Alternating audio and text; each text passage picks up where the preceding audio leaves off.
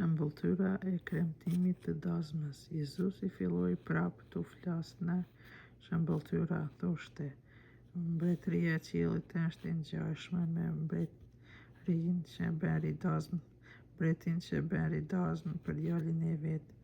Mbreti dërgoi shërbëtorët e vet për të krishur të ftuarit në dazmë, por ata nuk deshtën të vinë.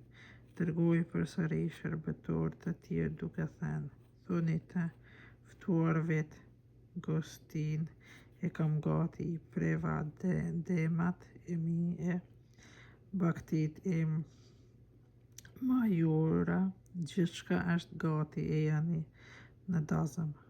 Por ata nuk ja vun veshin e shkuan, kush në atë arën e vet e kush në tregti të vet.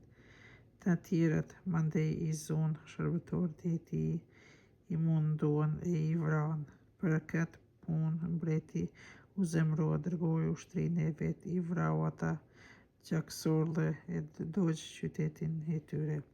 Atëherë u tha shërbëtorëve të vet: Dazma një mend është gati, por të ftuarit nuk qenë të denë. Shkoni pra të udhëheq e këtu do të gjeni thirrëni në dazëm. Shërbëtorët dolën nëpër ujë dhe i sollën të gjithë ata që gjetën të mirë e të këqij. Kështu salloni i dazmës u mbush me të ftuar. Atëherë hyri edhe mbreti për t'i parë të ftuarit. Vuri re aty njerin që kishte veshur petkun e dazmës, i tha: Mik, si hyre këtu pa pasur petkun e dazmës? Ai si qeli gojën. Atëherë mbreti i tha shërbëtorëve: Lidhani këmbë e duar e qiteni jashtë në terr ku do të jetë vaj e kërcënim, lëmë sepse shumë janë të grishur, por pak janë të zgjelur. Pagimi i tatimeve të Cezarit. Atëherë farisejt u ndanë në një anë dhe i këshilluan se si ta zënë gabim në fjalë. Dërguan nxënësit e vet bashkë me Herodian për të thënë: Mësues, na e dim se ti gjithmonë flet të vërtetën dhe se me të vërtetë e mësuan ullën e hyjt, pa marrë parasysh kush është kush. Ti nuk kqyr ç'pozit kanë njerzit nga thuaj. Pra si mendoni ti, a është e lejueshme t'i paguajmë Cezarit tatim apo jo? Jezusi, duke e njohur mirë djallëzinë e tyre, tha: Shtira cak, pse po më sprovoni? Ma tregoni monedhën e tatimit. Ata ja sollën dhe një denar. E kush është, u tha ky fytyra e ky mbishkrim i Cezarit, ju përgjigjën ata. Atëherë Jezusi tha: Jepni pra Cezarit çka i përket Cezarit e hyjt çka i përket hyjt. Kur e dëgjuan, u habitën e lanë dhe shkuan. Ringjallja e të vdekurve. Atë ditë erdhën tek ai disa Saducejnë që thonë se nuk ka ringjallje të vdekurish.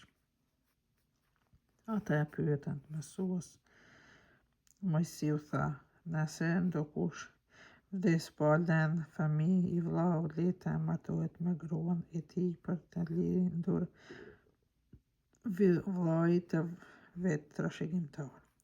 Tashti ndër ne është 7 vëllezër. I pari u martua vdiq, pasi nuk pati fëmijë, ia la gruan vllaut të vet. Kështu ndodhi me të dytin, me tretin, deri tek ai i 7-ti.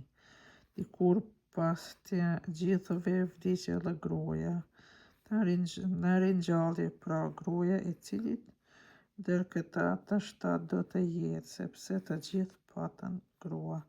Ju jeni gabim, u përgjigj Jezusi, sepse nuk e merr në vesh shkrimin shenjt, as pushtetin e Perëndisë, sepse në ringjallje as mashkujt, as morrin gra, as femrat burra, por janë porsi e ngjujt e hyjt në qiell. E për sa i përket ringjalljes së të vdekurve, nuk keni lexuar çka ju tha hyj.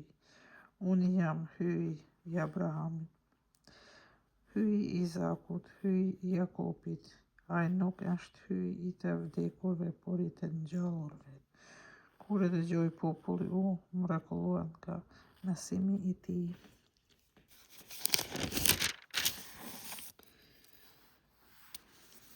Me i malli i urdhërojmë.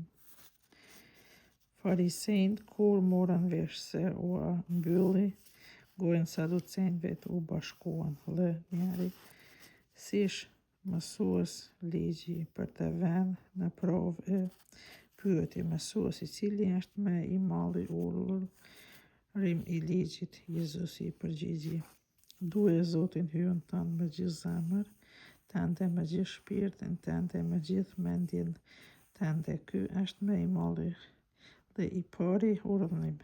I dyti është i barabartë me të. Duhet të afërmin tënd, por si vetveten. Me këto dy urdhërime varet i tërë ligji dhe profet.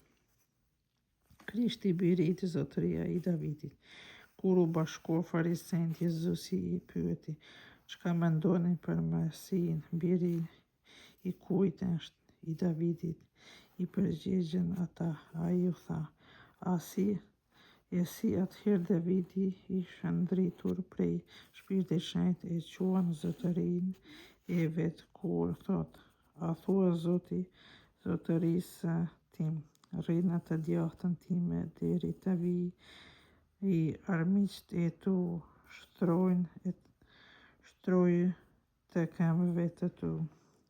E nëse Davidi u mban për zotëri të vetin, si mund ta ketë bir? Asnjëri që si që i Zoti t'i përgjigj asnjë fjalë e që prej kësaj dite askush s'guxon të pyes më.